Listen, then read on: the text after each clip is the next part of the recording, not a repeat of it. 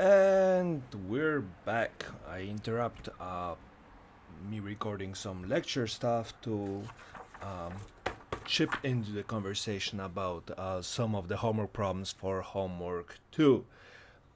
Let's see. I feel like I'm a little quiet. I apologize for all the scooter gangs outside and all the cars, but that's what happens. I live by a busy street, and this is the best I can do. So, hi, my name is Mr. J or Mr. N if you prefer, and today we're going to look at problems 7, 8, 15, and 19. So, let's start with 7. 7 asks the following set. So, 7a says we're going to build a set of 10 numbers in such a way that all but one number are above the average. So that's the homework problem. So what I'm going to look at is a smaller set, say set of 5 numbers, such that all numbers but one are above the average. Well, we don't have a set to follow, and if you're starting with mathematics, one of the easiest way to think about it is to write an example. And so I am going to do exactly that. I'm going to say that my average for this set is 3. I made this one completely up. I just picked a number. And I need 5 numbers. So I need numbers, 4 of them need to be above 3, and 1 needs to be below. Well, so let's pick some numbers above 3. 4 is above 3. So is 5. So is 6. And so is 11. How do I pick those numbers? Completely random. Could all numbers in this set of 4 have been 4, 4, 4, 4? Yes, any of those combination works. And then I need one number below. Well, here's the problem. What is this number? Well, we know that all those numbers need to average to 3. So what's average? Well, average is sum of all the numbers divided by the total number. Well, this is 5, right? So our fraction is this. And what's on top? Well, on top is some number here, plus 4, plus 5, plus 6, plus 11. And this average, we decided equals 3. Well, so let's see. So we say that 3 times 5, right? We multiply both sides by 5.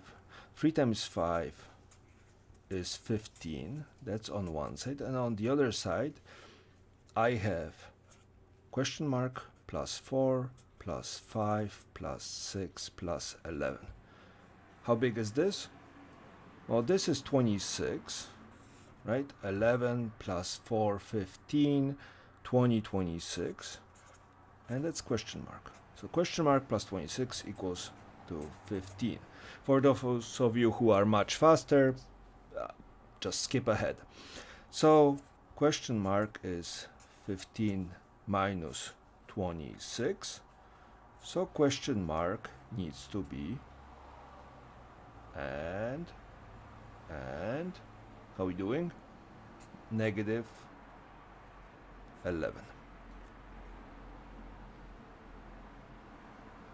Which means that the set we are looking for, let's put it over here. The set we are looking for is negative 11, 4, 5, 6, 11. That's a set size 5 with an average of 3. So now you have to repeat that for a set of 10 numbers where 9 are above and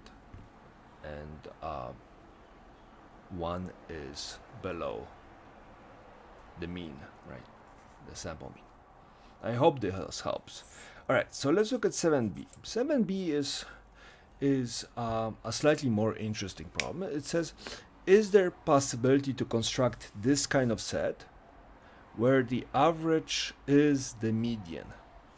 So we're looking for some set where the average of the set equals the median of the set. All right, let's try a simple one. If I picked a set 1, 2, 3, 3, 4, 5, what's the median? Well, the median for the set equals to 3, right? What's the average? Well, the average is 6 plus 6, 12 plus 3, 15, right? So sum of all the x's equals to 15, right? So sum of all the x's divided by n is 15 divided by 5 equals to 3, right? So we notice very quickly, hopefully this is thick enough, that our median and oh, that's horrible. Excuse me for a second.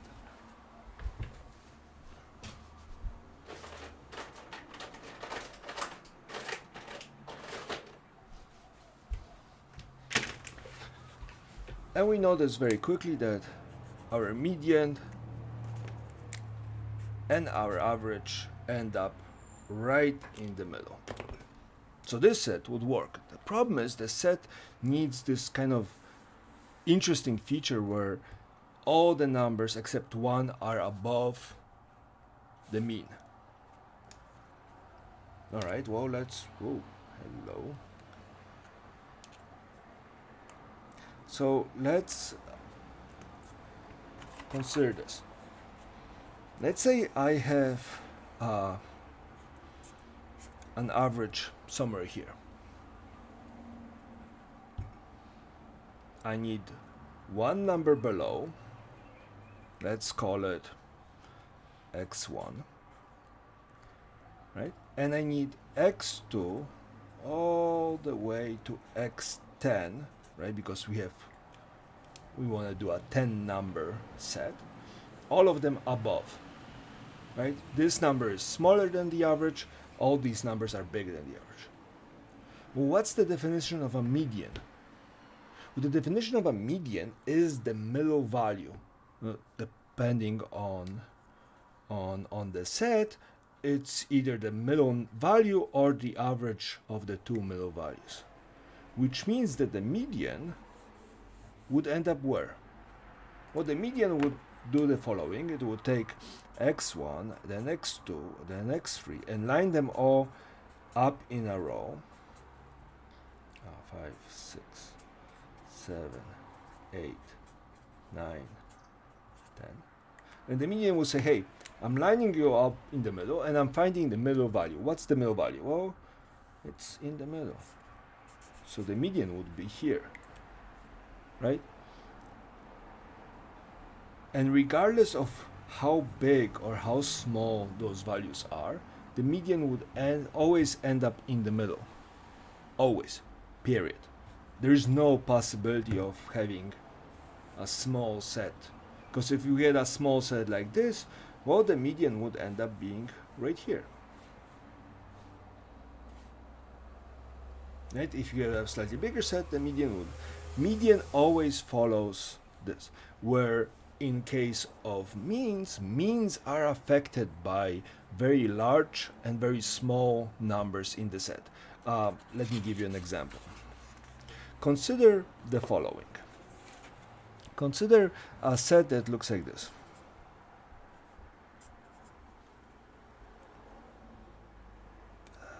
Let's look at it like this. Well, the median is right here in the middle, so the median is 3. And what's the average? Well, the average is 9 divided by 3, which equals to 3. And now let's consider a set that looks like this.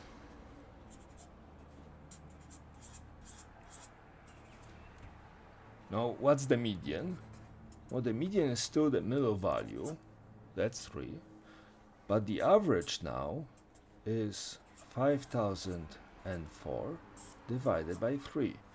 For those of you who are curious,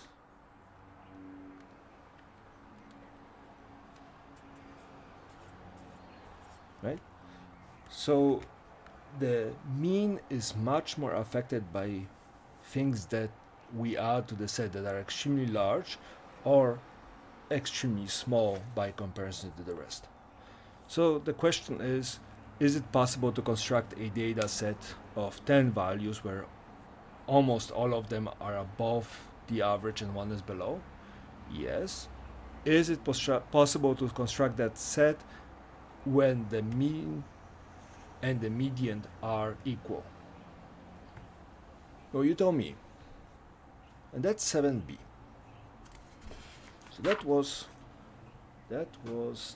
Let's look at question 8. Show that no matter what kind of average is used, mean, median, mode, it is impossible for all members of the data set to be above average. Oh, such a brilliant question. All right. So modes are the most tricky to consider, so I'm going to do modes in a second. Let's look at mean and median. All right, so we know how median behaves because we just had this conversation, right? And now I'm trying to construct a set that all the members of this set are above the median. Can you do it? Can the middle value be smaller than all the other values? That's what's asking, right? Anecdote from common English that you might consider is think of an average American and then consider the fact that half of the country is dumber than they are, or shorter than they are, or taller than they are, or richer than they are, right? Half is always ending up. Now, in some cases, this thing could be skewed, right? But you can't have the average outside of it. If the average in the class is 50%, the whole class couldn't have scored above 50%. Somebody had to fail. And how much they failed depending on what the setup is, right? So that's mean and median. Now mode is interesting. So we could think about mode the following way. Let's consider a mode that equals to 1. And we can write something like this. Let's do 1, 1, 2, 3. Right? And now I want all the members of the data to be above 1. Well, you cannot have above 1 because mode, by definition, means the most common value that you show up. That's this. So you cannot have the most common value be smaller than all the other values. It's a logical contradiction, right? It's on 10 fingers of your hand, show me 11 fingers. Right? It's very similar to the question that might show up. What does it mean to be 100th percentile? Right? Another one of those philosophical questions to consider is this one.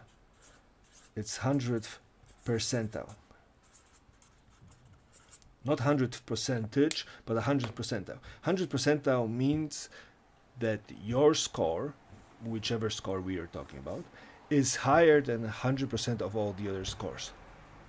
Which means if you took an exam and you get 100th percentile, means you're better, your score is better than everybody including in your class, including yourself. It's a metaphysical bullshit.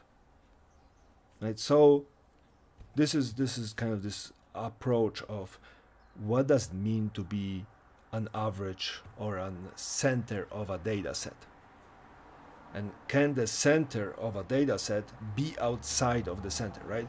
Can the center of this notebook be outside of the notebook? Well, no, it has to be somewhere in the middle of the notebook. All right, so that's 8. Let's go. Next one was 15, I believe. All right, 15 is another one of those questions. I'm seeing a pattern here, and for those of you who are worried, it's very common. The reason why these types of questions are very common, because biggest problem in statistics, at least the introduction statistics that we are doing, is not the mathematics. The mathematics by itself isn't terribly difficult. The equations aren't terribly difficult to do. The usual problem shows up when you have to translate English to math or math to English, and the language is the barrier. So let's consider the following. We have a sum data set, great, and it's a singular data set. So we have some data set.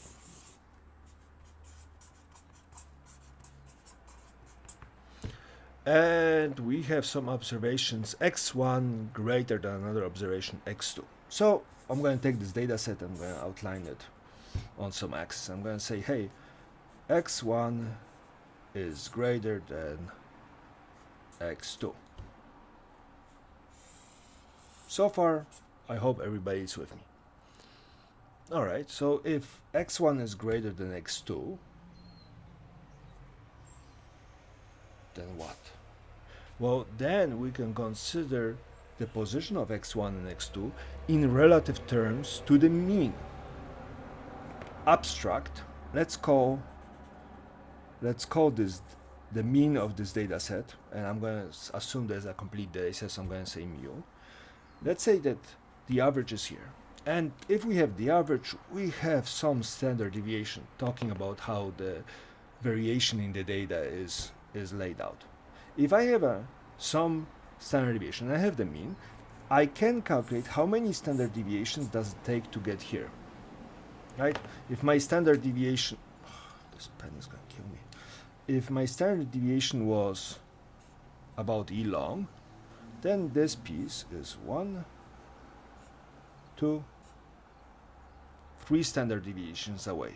Well, we know by definition that the z-score measures the distance of a data value from the mean in increments of a standard deviation, right? Because the z-score was x minus mu divided by sigma. So in our case, and again, I'm trying to avoid answering the question for you, so pardon me walking around this. In this case, the z-score would be about 3. Well, if this one is bigger than this, so this one has to be farther. 1, 2, 3, 4, 5, 6, 7, 8. And the z-score for that would be 8.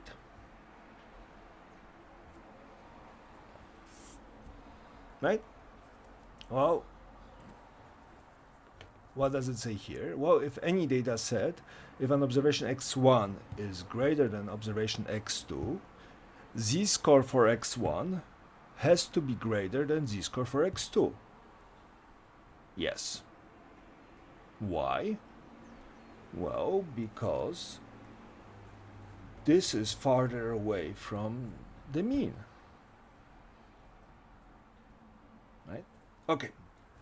Some of you will sit there and be like, well, teacher, what happens if our x2 is here and it's smaller than x1, but we get the mean somewhere here? Well, if we get a mean that is greater than x1 and x2, well, then the z-scores here are going to be negative. And which number is going to be bigger? Well, this number is going to be bigger than this, right? Say this is going to be negative 7, this is going to be negative 2. Why? Well, because this distance is shorter than this distance. All right, and then we have the third set of people going like, yeah. Well, what happens if we have this beautiful data set you wrote? We have some x2 here, some x1 here, right? They're obviously in a relationship where x2 is smaller than x1. and our mu ends up being somewhere here. Well, if the mu is here, the z-score here is going to be smaller than 0, and the z-score here is going to be greater than 0. Which one is bigger? Right? There's several ways one can try wrapping their head around this idea. And the basic one says, hey, if you have the same data set and one value is bigger than the other, then their z-scores follow suit. Follow suit. That's a z. Why? Because z-scores tell me how far they are, and their measurement of position in the data set. Right? One could think about it the following, and this is for the people that had coffee and had a breakfast and are feeling very what's the term, very good about themselves. If we consider x2 smaller than x1, then we can consider z2 to be equal to x2 minus mu divided by sigma, and z1 to be considered x1 minus mu divided by sigma. Those pens feel very soft. So we could say that if we consider z1 minus z2, what is z1 minus z2? Well, z1 minus z2 is x1 minus mu divided by sigma minus x2 minus mu divided by sigma. So far everybody's with me. So what is this equal to? Well, this equals to, let's pull the sigma out, 1 over sigma, and on the inside we're going to have x1 minus mu minus x2 minus mu. So what is this? This is 1 over sigma x1 minus mu minus, I'm going to open it up, so minus x2 minus minus plus mu. Right? Okay, so this is 1 minus sigma. So this is x1 minus x2.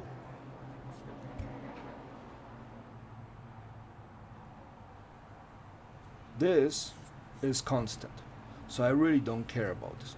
But if I look at this section, well, x1 is greater than x2, right? Which means what? Which means that this difference has to be positive.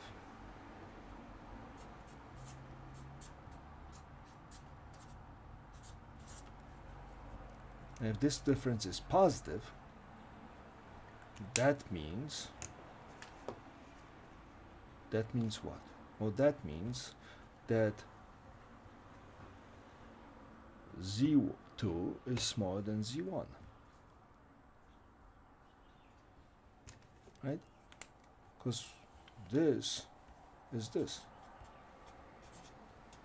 Right? We just showed that this and this behave the same way.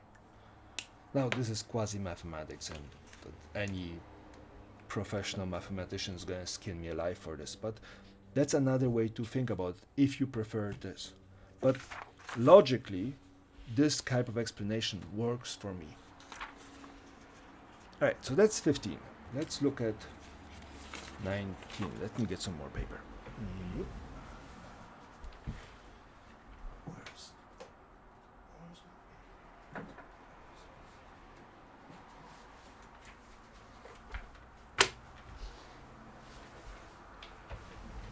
For environmentally friendly students, I have a confession to make. This is paper that was designated by the university to be thrown out and recycled. So what I do is I take it, right, all this pre-printed things, I take it, I write things down, and then I return it to the university to be recycled. So I recycle the recycling things to be recycled. All right, let's look at question 19. Question 19. What do we have? Score on a final exam taken by 12,000 students. All right, so let's assume that's the population. Bell shape. Okay, bell shape. That's awesome. That should be important. With a mean of 72 and a standard deviation of 9. All right, question A. Question A asks about the median. So what's the median of the exam? Well, we know what the mean is. We don't know what the median is. All right, so here's a couple ways to consider. We could have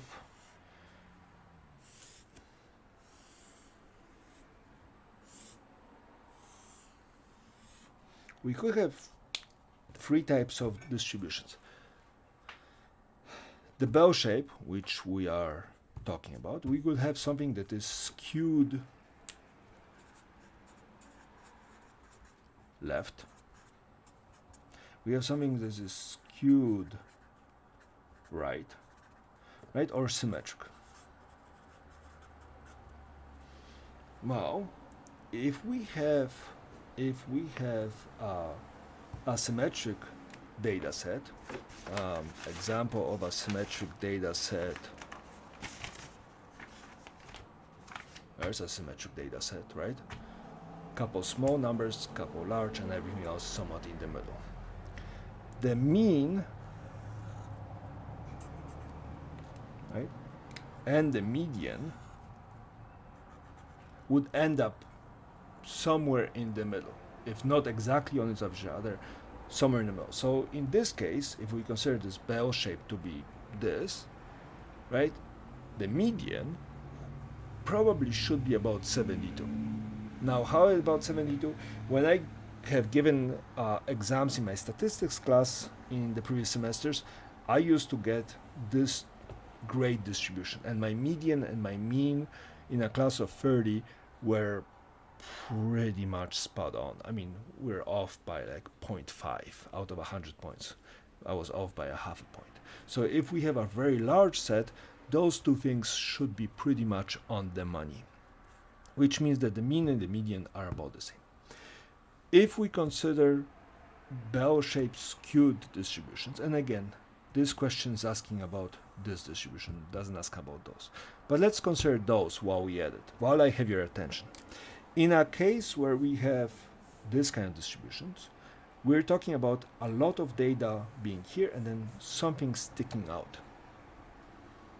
Well, the median is going to be where the middle of the data is, right? Because the median is always describing the middle of the data. On the other hand, the mean, and we can see that example here. Such a mess.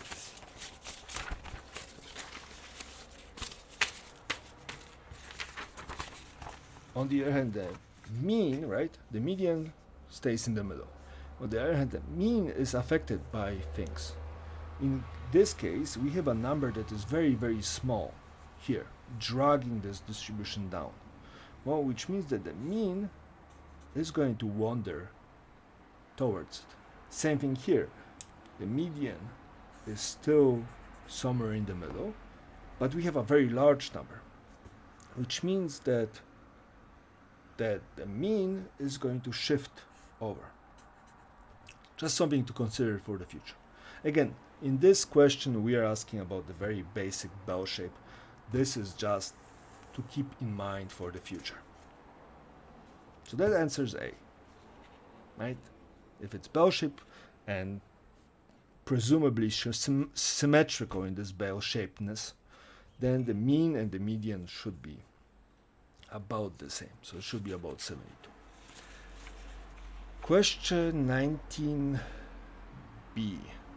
How many students are between 63 and 81.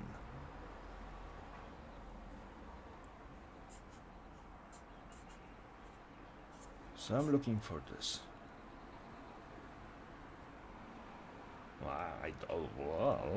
I don't know. Well, in chapter 4, chapter 3, 4, we're gonna learn how to do it expensively. Right now, what we have is we have the empirical rule. The empirical rule says the following: if something is plus or minus 1 standard deviation, right? We have a data set like this. That's 68% of the sample is, or the population is going to be here. Plus or minus 2, 95, and plus or minus 3 is 99.7% of the data. Well, our mu is 72, our standard deviation is 9. So 72 minus 9, 72 plus 9, right? Which is minus 1 standard deviation plus 1 standard deviation. So how much? Well, 68%. About.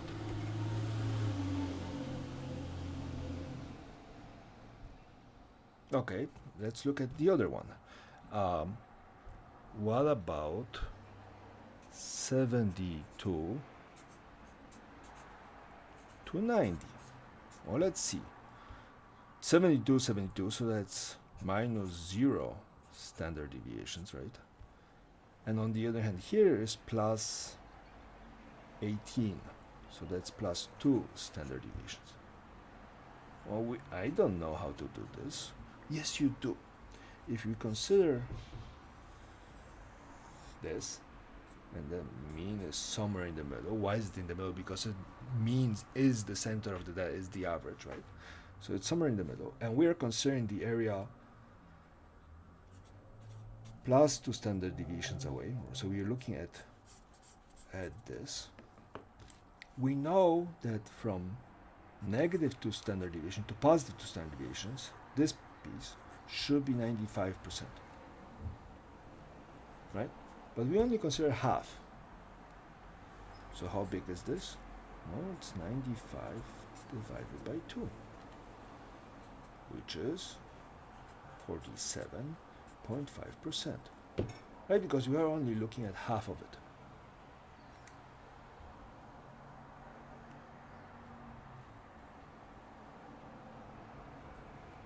And that's how you do 19C.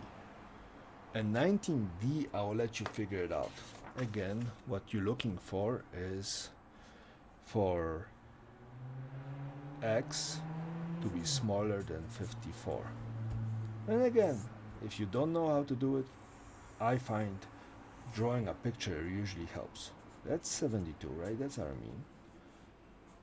54 is here, and we're looking at this piece. Well, the easiest way to figure out is how much is this piece, because we know that this piece has to be 50%, right? Because that's the middle of the data. So what you have to figure out is how big is this piece, and once you have this piece, then this piece, let's call it P.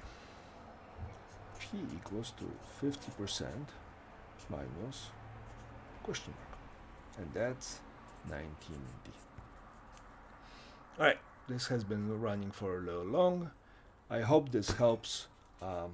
Let me know if you have any other questions, and then I'll be dropping some general discussions about statistics in the near future. Cheers.